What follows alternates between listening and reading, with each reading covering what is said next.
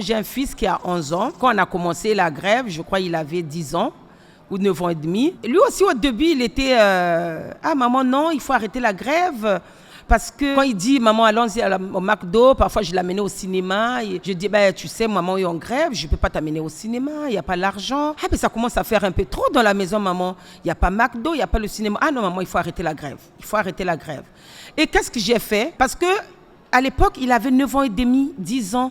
Donc, quand tu lui parles, il ne comprend rien de la grève, il ne comprend rien de la lutte. Quand il va à l'école, je le laisse. Et quand il est en vacances, je l'amène au piquet. Je l'amenais au piquet et il regardait. Quand il y avait des rassemblements, il venait avec moi. Quand il y avait, on partait faire des occupations des hôtels, il venait avec moi. Donc, je l'ai introduit dans mon combat. Et là, il a compris, il a dit non, maman, il faut lutter.